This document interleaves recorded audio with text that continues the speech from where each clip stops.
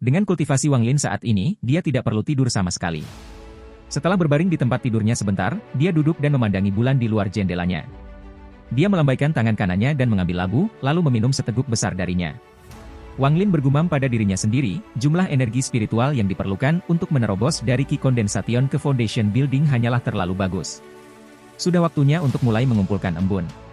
Si Tunan bertanya, itu benar. Hei bocah, kapan kamu berencana untuk menemukan elemen kayu untuk membantu menyelesaikan manik yang menantang surga? Wang Lin merenung sejenak, lalu berkata, pertama, aku akan menemukan tempat terdekat untuk bersiaplah untuk menerobos ke gedung yayasan. Lalu, aku harus melihat bagaimana keadaan dengan Yao Peng. Jika tidak ada yang tidak biasa terjadi, aku akan meninggalkan tempat ini. Malam berlalu tanpa suara. Selama beberapa hari berikutnya, Wang Lin menghabiskan waktu bersama orang tuanya. Setelah setengah bulan, Wang Lin pergi. Setelah perpisahan orang tuanya yang enggan, dia pergi dengan cahaya berwarna pelangi. Wang Lin merasa sangat muram ketika dia pergi. Dia tidak tahu kapan kesempatan berikutnya untuk pulang. Mungkin dalam beberapa tahun, atau dia mungkin tidak akan kembali lagi. Awalnya, tempat yang dia rencanakan untuk digunakan sebagai pelatihan pintu tertutup adalah gua dengan lubang di dinding, tetapi dia memutuskan untuk tidak itu. Tidak seperti kultivator lainnya, ia membutuhkan air di gua, jika tidak, seberapa kaya energi spiritualnya, itu tidak akan menjadi tempat yang cukup baik.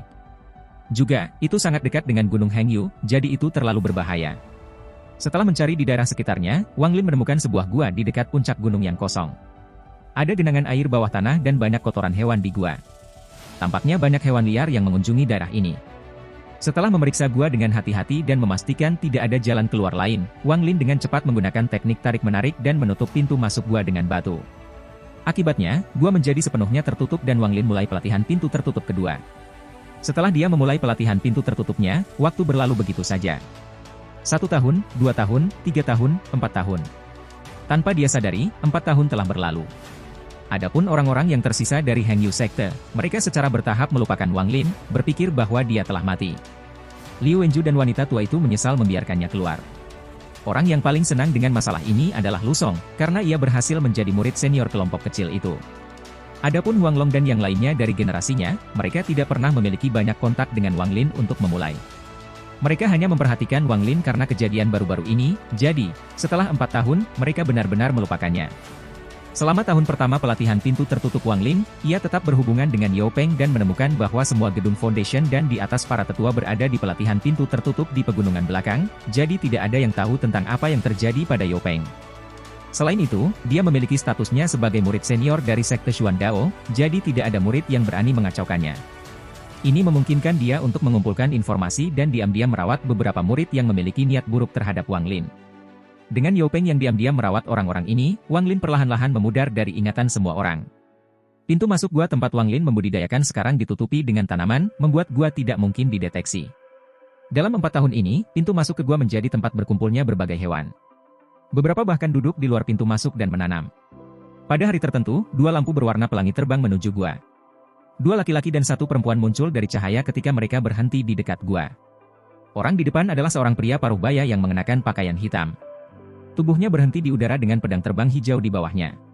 Pedang itu melepaskan aura dingin yang akan menimbulkan ketakutan pada orang lain. Di sebelah pria paruh baya itu berdiri seorang gadis muda. Gadis itu sangat menarik dan suaranya sangat jernih. Saudara senior ketiga, kamu harus membantu aku menemukan binatang roh kristal. Persaingan untuk memasuki gunung belakang segera dan aku membutuhkan binatang roh kristal kayu yang baik untuk disempurnakan menjadi roh pedang. Dengan roh pedang itu, aku pasti akan menang. Jika Wang Lin melihat gadis ini, dia akan menemukannya sangat akrab. Ini adalah wanita bernama Su yang diam-diam jatuh cinta dengan Wang Zuo. Dia sekarang telah tumbuh dari remaja yang cantik menjadi wanita cantik. Pria parubaya itu sedang kesurupan. Dia tiba-tiba tersadar dan berkata, saudari junior, bekerja keras dan berusaha untuk masuk ke gunung belakang. Setelah aku membantu kamu menangkap binatang roh kristal, aku harus pergi ke pelatihan pintu tertutup. Ada remaja lain yang berdiri di sebelah gadis itu. Dia setiap muda dan menempel pada gadis itu. Dia berkata, kakak-kakak, kalian terbang terlalu cepat. Aku bahkan tidak bisa membuka mata. Karena kita sudah berada di sini, mari kita turun. Gadis bernama Su berkata, saudara junior, bukankah kamu mengatakan bahwa kamu telah mengikuti? Aku sudah memberitahu kamu bahwa kultivasi kamu tidak cukup tinggi. Hanya kecepatan ini dan kamu tidak tahan. Pria parubaya berbalik, memandang keduanya, dan berkata, saudara junior, bakat kamu bagus, Tetapi jika kamu bahkan tidak bisa berdiri sedikit kesulitan ini, bagaimana kamu akan berkultivasi di masa depan? Pemuda itu jelas sangat takut pada lelaki paruh baya itu dan berkata, "Kakak ketiga, aku tahu aku salah." Gadis bernama Su menepuk kepala pemuda itu dan berkata, "Saudara junior, tunggu sebentar. Setelah kami menangkap binatang kristal, kami dapat kembali ke sekte." Pemuda itu dengan cepat mengangguk dan berbisik, "Kakak senior, kamu adalah salah satu jenius Xuan Dao sekte. Kamu berhasil beralih dari lapisan keempat ke lapisan ketujuh hanya dalam waktu 4 tahun. Kali ini, setelah kamu menangkap binatang kristal dan memperbaikinya menjadi roh pedang, kamu akan menjadi salah satu ahli di sekte Xuan Dao. Kamu harus membantu aku ketika Li Shan menggertak aku di masa depan." Gadis itu menggelengkan kepalanya dan tersenyum sedih. Berbicara tentang para jenius, kakak lelaki Liu Feng jelas satu. Dia hampir berhasil membina kultivasi kakak senior dan akan segera menembus lapisan ke-13. Ada juga kakak perempuan Liu Mei, yang telah mencapai lapisan ke-12. Mereka semua awalnya murid Xuan Dao Sekte, jadi mereka secara alami memiliki akses ke gunung belakang. Aku berasal dari Heng Yu Sekte, jadi aku harus berjuang untuk salah satu tempat yang tersisa di gunung belakang. Aku harap aku bisa menang kali ini. Pria parubaya itu mendengus dan berkata, kelelawar itu, Liu Feng, hanya tumbuh begitu cepat karena dia dapat memasuki gunung belakang. Itu hanya karena leluhur memiliki mata di gunung belakang Heng Yu Sekte yang dia buat sejauh ini. Jika bukan karena leluhur, bagaimana bisa Liu Feng tumbuh begitu cepat? Bahkan jika dia memiliki bakat besar, tanpa energi spiritual yang besar, itu akan membutuhkan waktu bertahun-tahun untuk menerobos. Gadis bernama Su tersenyum dan mengubah topik, kakak ketiga, lihat tempat ini. Aku ingat itu sangat berbeda dari sebelumnya. Mengapa ada begitu banyak hewan liar yang dipelihara di sekitar sini? Pria parubaya itu melihat sekeliling sebentar, lalu bergumam, tempat ini memang aneh. 2 tahun yang lalu, tiba-tiba ada ledakan energi spiritual yang menarik binatang buas ini. Sejak itu, gelombang energi spiritual telah dikirim dari sekitar sini. Itulah yang menarik binatang buas. Mata pemuda itu tiba-tiba bersinar. Dia berkata, kakak laki-laki bela diri, mungkinkah ada harta di sini? Pertengahan tertawa dan berkata, ada beberapa tetua yang juga berpikir begitu, tetapi setelah mencari beberapa saat, mereka menentukan bahwa pelepasan energi spiritual adalah kejadian alami. Pemuda itu menghela napas kecewa dan berkata, itu tidak menguntungkan. Kalau saja benar-benar ada harta karun di sini. Pria parubaya itu tertawa dan berkata, sudah terlambat. Aku akan menangkap binatang roh kristal yang kuat, maka kita bisa kembali. Dengan itu, pria parubaya itu menyebarkan akal ilahinya dan menemukan 7 hingga 8 binatang roh kristal dan mulai mengamati mereka. Tepat pada saat itu, semua binatang buas yang membudidayakan tiba-tiba mulai bergerak, seolah-olah ada sesuatu yang mengejutkan mereka. Beberapa bahkan mulai menggeram. Secara bertahap, jumlah geraman mulai meningkat, sampai semua binatang buas mengaum. Raungan mereka diarahkan ke tebing yang dipenuhi tanaman. Pria parubaya itu tertegun.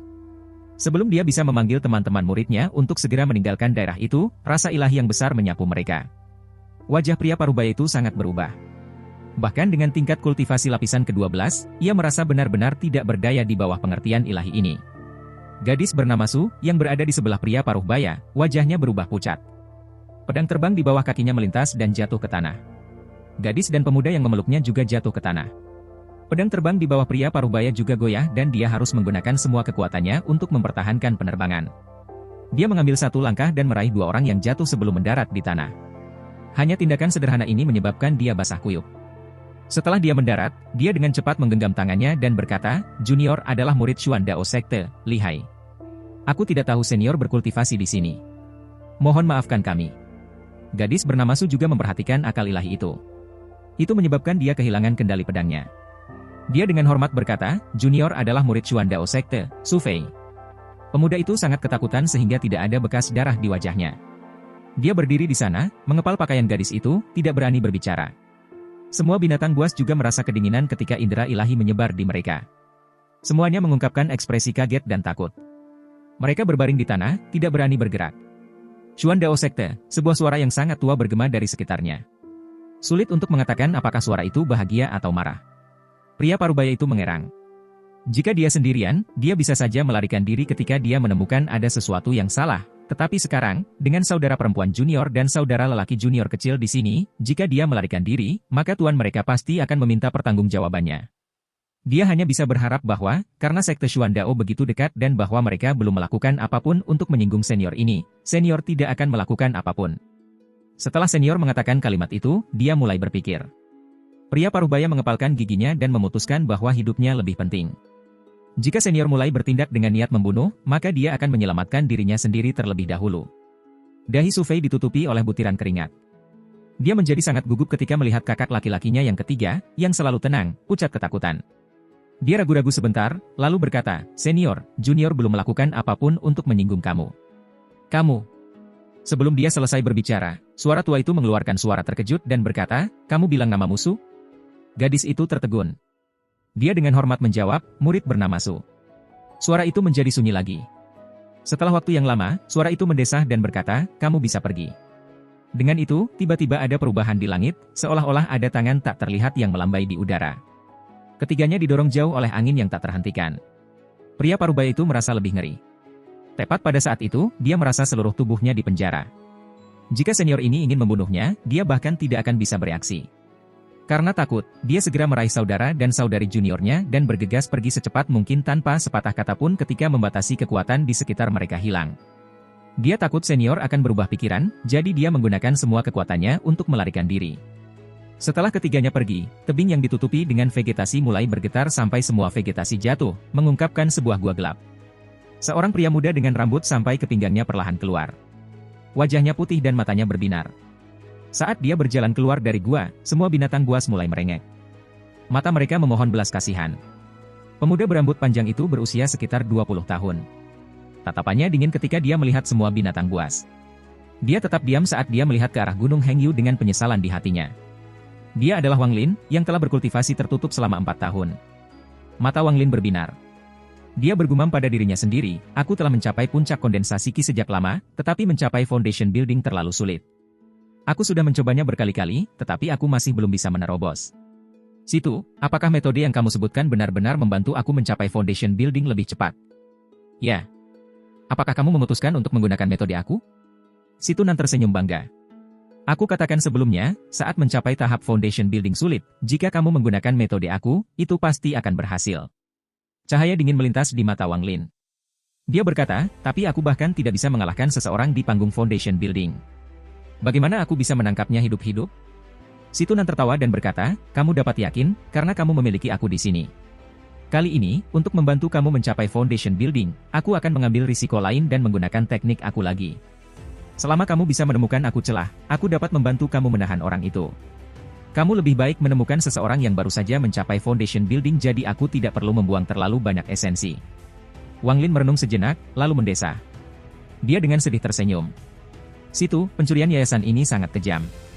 Siapapun yang aku curi pasti akan mati, jadi mari kita tunggu dan lihat dulu." Situ Nan berkata, dengan ketidakpuasan, "Kamu. Aku telah memberitahu kamu berkali-kali bahwa, di dunia kultivasi, mangsa yang kuat bagi yang lemah. Membunuh orang lain untuk keuntunganmu sendiri adalah hal yang normal. Dengan sifat penyayang kamu saat ini, berapa lama kamu akan mencapai spirit transformation? HMPH, jika kamu tidak ingin menggunakan metode aku, kamu juga dapat mencari elemen kayu. Jika kamu dapat mengisi manik yang menantang surga dengan elemen kayu, peningkatannya akan memberi kamu energi spiritual yang cukup untuk mencapai foundation building. Jika kamu tidak akan melakukan salah satu dari itu, dan tidak memiliki kultivator Naschen Soul untuk membantu kamu, bahkan tidak berpikir tentang mencapai bangunan fondasi." Wang Lin merenung sejenak, lalu berkata, "Aku ingin tahu bagaimana orang lain gedung Rich Foundation." Situ Nan mendengus dan berkata, "Sederhana. Jika mereka memiliki sekte, maka kultivator Naschen Soul menggunakan kultivasi mereka sendiri untuk membantu murid mencapai bangunan yayasan. Jika aku masih memiliki tubuh aku bisa melakukan hal yang sama dan membantu kamu. Di negara asal aku, status seorang kultivator Naschen Soul adalah seperti seorang kultivator formasi inti di sini. Meskipun jumlahnya tidak terlalu banyak, ada cukup untuk membantu para murid mencapai bangunan yayasan." Wang Lin menarik napas dalam-dalam. Dalam 4 tahun ini, ia telah mencapai puncak Qi kondensasi dalam 2 tahun. Dia menghabiskan tahun-tahun yang tersisa mencoba untuk mencapai pembangunan fondasi, tetapi tidak berhasil. Tetapi karena dia terus mencoba masuk ke yayasan building, kesenjangan antara tubuh aslinya dan tingkat kultivasinya menjadi banyak. Lebih kecil. Alih-alih terlihat seperti berada di lapisan ketiga, dia sekarang tampak seperti berada di lapisan ke-8. Wang Lin bergumam, membangun yayasan, matanya berkedip saat dia membuat keputusan. Dia menampar tasnya memegang dan pedang terbang tampak sangat boros keluar. Itu berputar di sekelilingnya sekali sebelum berhenti di depannya. Wang Lin melangkah ke pedang terbang. Tubuhnya bergerak dan menghilang dalam seberkas cahaya. Semua binatang yang berbaring di tanah akhirnya sedikit santai dan dengan cepat berserakan. Wang Lin pergi ke sekitar Gunung Hengyu dan dengan cepat terbang. Gunung-gunung, dataran, hutan, dan desa-desa tampak sangat kecil di bawah Wang Lin saat ia terbang melewati mereka. Dalam sekejap mata, desa tempat ia dilahirkan memasuki pandangannya. Wang Lin merenung sejenak, lalu terbang melewati desa tanpa memalingkan kepalanya. Gunung Hengyu terletak di perbatasan utara negara Shao. Itu adalah lokasi yang sangat terpencil, dengan sebagian besar orang tinggal di desa-desa kecil. Tujuan Wang Lin adalah kota 10.000 km dari sana. Kota itu disebut kota Tianshui dan itu adalah kota terbesar di bagian utara Shao. Wang Lin hanya mendengar tentang kota Tianshui. Gurunya mengatakan kepadanya bahwa ada 100.000 tentara yang ditempatkan di sana. Wang Lin selalu ingin pergi ke sana sejak dia masih kecil. Sebelum dia memasuki dunia kultivasi, impian terbesarnya adalah membuat nama untuk dirinya sendiri dalam ujian negara, kemudian menjadi terkenal. Peringkat pejabat di ibu kota, dan memindahkan orang tuanya di sana juga. Pikiran Wang Lin menggemakan keinginan masa mudanya. Dia tersenyum ketika terbang menuju kota. 10 hari kemudian, Wang Lin menjadi bingung ketika dia melayang di udara dengan tawa mengejek si Tunan yang mengotori udara. Aku melihat kamu terbang selama beberapa hari berturut-turut. Aku pikir kamu tahu jalannya, tetapi ternyata kamu tidak tahu. Wang Lin mendengus dan berkata, jika bukan karena kamu meminta aku untuk pergi ke hutan-hutan ini, aku akan menemukan kota pasti sekarang. Si Tunan tertawa. Ada banyak hutan dalam perjalanan ke sana, jadi ada kemungkinan bahwa ada beberapa elemen kayu yang bisa diserap oleh manik-manik. Aku melakukan ini untuk keuntungan kamu. Wang Lin hendak berbicara, tetapi tiba-tiba berhenti sendiri. Dia melihat kereta wagon di jalan di bawah. Liu Shan, kepala layanan escort perkasa di kota Tianshui. Meskipun tubuhnya tidak besar, dia sangat kuat. Dia telah menguasai telapak tangan yang membelah gunung hingga tingkat yang tinggi dan dapat dianggap sebagai salah satu ahli di kota Tianshui. Dia biasanya tidak akan keluar untuk pekerjaan. Tapi kali ini, pengiriman itu terlalu penting, dan itu menarik terlalu banyak perhatian. Itulah sebabnya keluarga utara memintanya untuk datang. Liu Shan adalah orang yang santai yang suka berteman. Semua orang di tim pengawalan memberinya banyak wajah. Dia saat ini dengan bangga menunggang kudanya. Pengiriman ini sudah dikirim dan meskipun ada banyak pencuri di jalan, mereka semua takut dan tidak menimbulkan bahaya.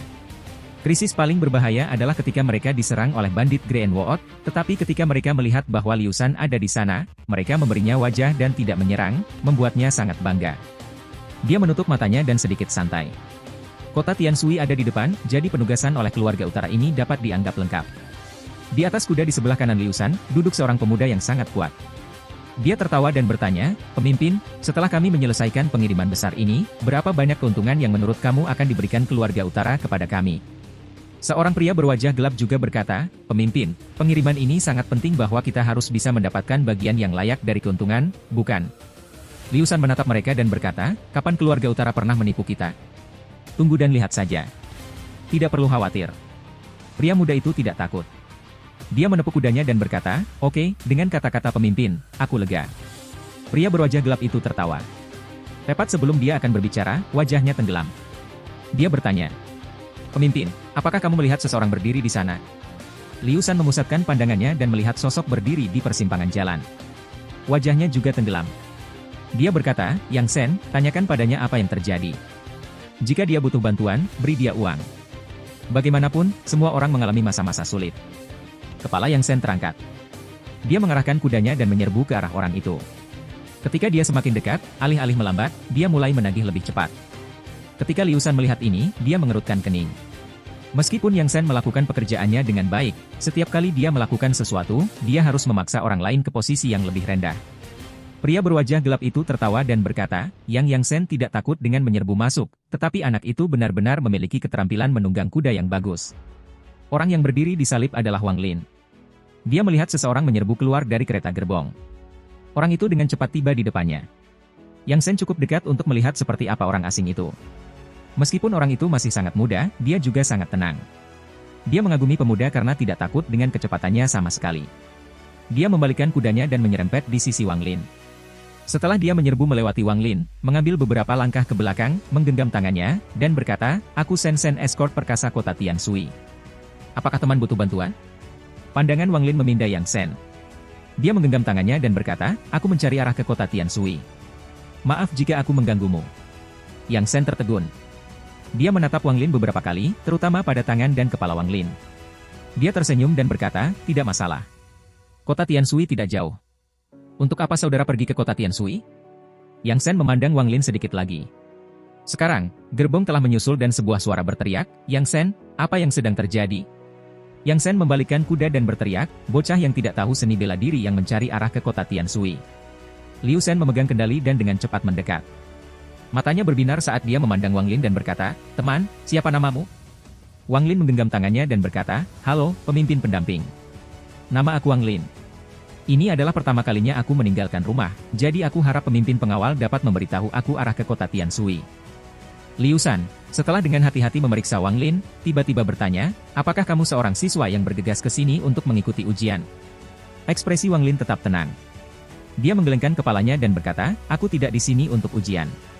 Aku memiliki beberapa keterampilan dalam kerajinan tangan dan ingin mencari nafkah di kota." Liu Shan sedikit santai. Pertanyaannya memiliki makna yang dalam. Sudah hampir waktunya untuk ujian negara, jadi banyak desa setempat mengirim siswa ke kota untuk mengikuti ujian. Namun, semua siswa itu akan membawa kotak berisi materi tulisan, tapi Wang Lin tidak membawa apa-apa. Jika dia mengakui bahwa dia adalah siswa di sini untuk ujian, dia harus mewaspadai orang ini. Tapi Liu Shan tidak menganggap ini terlalu serius. Dia tertawa dan berkata, "Kebetulan sekali. Kami juga menuju ke kota Tianshui. Sobat, bagaimana kalau kamu bepergian bersama kami?" Ekspresi bersyukur menyapu wajah Wang Lin. Dia berkata, "Terima kasih, pemimpin pendamping." Pria berwajah gelap memandang Wang Lin dan tertawa. "Nak, bisakah kamu menunggang kuda?" Wang Lin tersenyum dan menggelengkan kepalanya. Liu Shan menunjuk kereta di belakangnya dan berkata, "Apa yang harus berterima kasih aku untuk?" Setiap orang memiliki kesulitan ketika mereka bepergian. "Anak muda, hanya ada 4 hari lagi sampai kita mencapai kota." Wang Lin menggenggam tangannya. Tanpa sepatah kata pun, dia naik kereta. Dia melihat ke belakang dan melihat belasan gerbong serupa. Dia memindai mereka dengan indera ilahi dan mendapati mereka semua kosong. Dia tidak peduli dengan itu lagi dan duduk bersila. Yang Shen mengekang kudanya dan berjalan di sebelah Wang Lin. Dia bertanya, "Teman, bagaimana kamu tidak punya barang bawaan untuk perjalananmu?" Wang Lin menghela nafas dan menggelengkan kepalanya. Dia berkata, "Aku bertemu perampok di jalan." Yang Shen tertegun. Dia memandang Wang Lin sebentar, lalu berkata, "Menjaga hidupmu lebih penting. Daerah ini belum aman baru-baru ini." Saat mereka berbicara, ekspresi Wang Lin tiba-tiba berubah. Dia mengangkat kepalanya dan melihat ke arah hutan di depannya. Dia memperluas akal ilahi dan menemukan 2 orang bersembunyi di sana, menatap karavan. Bahkan setelah karavan berlalu, mereka berdua masih tidak melakukan apa-apa, jadi Wang Lin tidak mengatakan apa-apa dan mengabaikannya mereka. Setelah seharian bepergian, matahari mulai terbenam dan malam akan segera tiba. Liu Shan berteriak dari depan, "Anak laki-laki, kita akan mencapai wilayah kota Tianshui besok dan keluarga utara akan mengirim seseorang untuk menyambut kita. Hari ini, kami tidak akan dapat menemukan penginapan apapun, jadi kami akan berkemah di sini untuk beristirahat sebentar, kemudian berangkat besok pagi. Setelah kami mencapai kota, aku akan membawa kalian ke Red Ice Palace untuk menemukan beberapa gadis cantik untuk kamu mainkan." Semua pria tertawa, lalu turun dari kuda mereka. Mereka membentuk lingkaran dengan gerobak dan mengikat kuda ke gerobak. Setelah itu, mereka mendirikan tenda. Beberapa pergi tidur sementara yang lain mulai minum. Suasana menjadi sangat ramai. Ada juga 3 hingga 5 orang secara bergantian berpatroli di daerah itu. Setelah Wang Lin turun dari kereta, Yang Shen menariknya ke samping ke api unggun. Selama hari mereka berbicara, Yang Shen menemukan bahwa dia benar-benar menyukai Wang Lin dan membual banyak tentang perbuatannya kepadanya. Semakin tertarik Wang Lin terlihat dalam ceritanya, semakin bersemangat dia ketika berbicara tentang mereka. Itulah sebabnya dia menyeret Wang Lin untuk berbicara saat kelompok itu berhenti untuk beristirahat. Ada 3 orang yang duduk di sebelah api. Selain kepala pengawal Liu Shan dan pria berwajah gelap, ada juga seorang pria paruh baya yang tampak sarjana. Dia mengenakan jubah biru, kulitnya pucat, dan dahinya lebar, tetapi matanya menunjukkan cahaya yang cerdas. Melihat Wang Lin datang, Liu Shan tertawa. "Tuan, ini adalah adik laki-laki yang aku ceritakan kepada kamu, yang pergi ke kota Tianshui untuk mencari nafkah."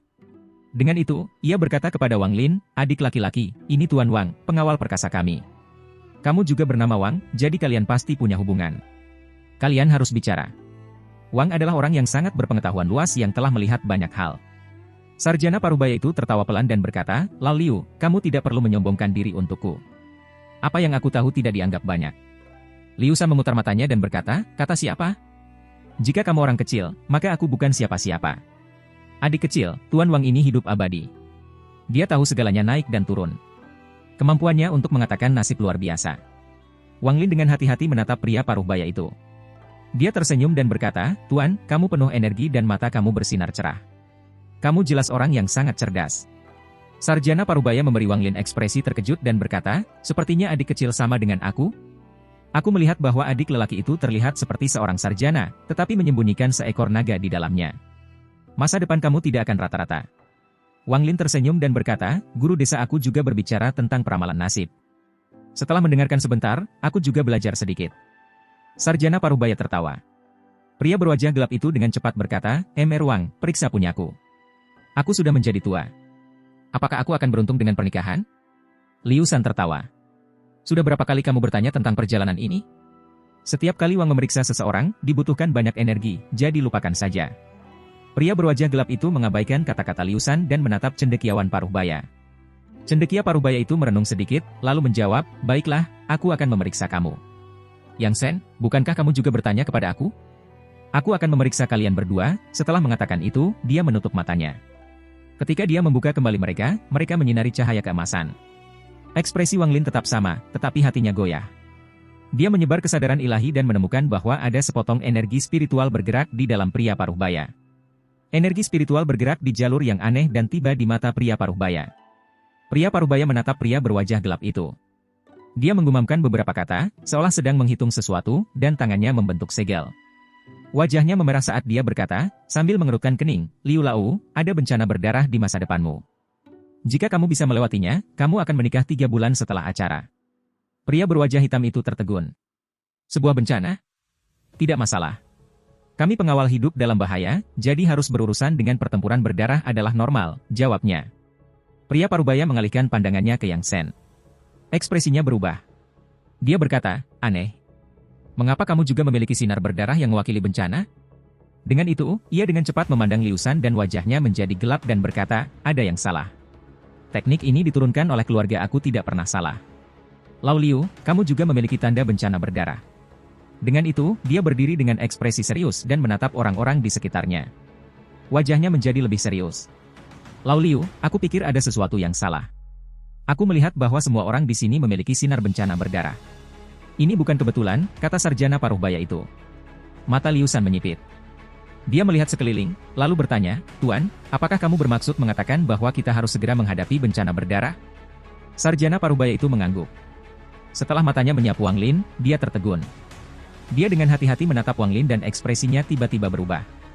Wajahnya memerah dan dia memuntahkan seteguk darah. Wajahnya menunjukkan ekspresi ketakutan. Dia menunjuk dan Wang Lin dan meledak, kamu. Liu Shan dan kelompok itu tertegun. Mereka belum pernah melihat lelaki Paruhbaya itu bertingkah seperti ini. Dia diam-diam bergerak beberapa langkah menjauh dari Wang Lin dan bertanya, Pak, bagaimana dengan adik kecil ini? Apakah dia akan menghadapi bencana berdarah itu karena kita? Ekspresi Wang Lin tenang. Dia memandang pria Paruhbaya itu, tetapi tidak mengatakan sepatah kata pun ketika suara malas Situnan melayang ke telinganya. Bayi kecil ini agak menarik. Teknik peramalannya cukup bagus.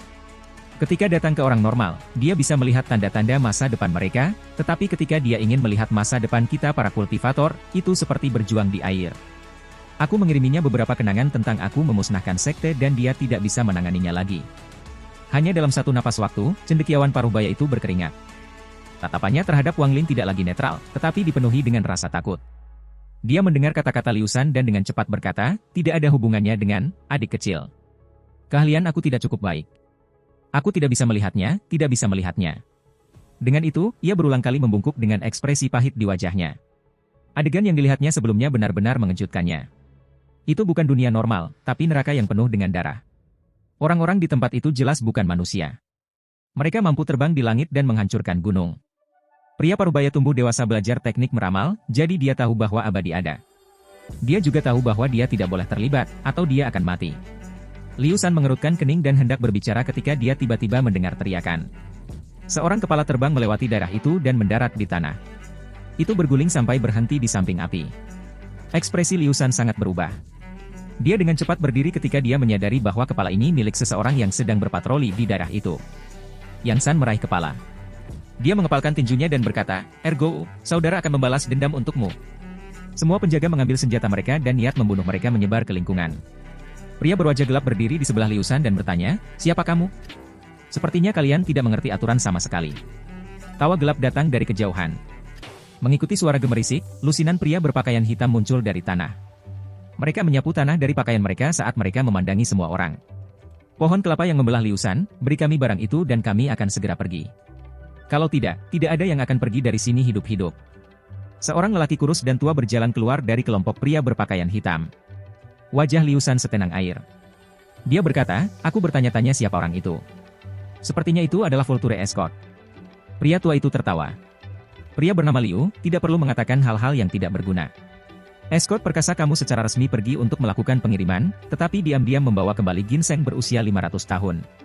Jika kamu menyerahkannya, kamu semua akan aman. Jangan biarkan hal seperti itu membahayakan hidup kamu. Liu Shan mengerutkan kening. Dia memandang orang-orang di sekitarnya dan berpikir, bagaimana Escort Vulture tahu bahwa aku menyembunyikan ginseng? Sepertinya ada orang dalam bisnis yang sama dengan hati serakah. Dengan itu, tatapannya jatuh pada Wang Lin dan dia mencibir. Dia melirik pria berwajah gelap itu. Dia mengepalkan tangannya dan berkata, dengan suara yang dalam, apakah aku punya ginseng atau tidak? Apakah kamu akan mencurinya dari aku dengan keterampilan seni bela diri kamu yang lebih rendah? Pria berwajah gelap itu mendapatkan pesan dan diam-diam berada di belakang Wang Lin. Wang Lin mengerutkan kening. Pria parubaya itu dengan cepat menghentikan pria berwajah gelap itu dan berkata, apa yang kamu lakukan? Adik laki-laki ini bukan musuh. Pria berwajah gelap itu tertegun dan tidak bisa menjawab. Tepat pada saat itu, pria tua itu tertawa.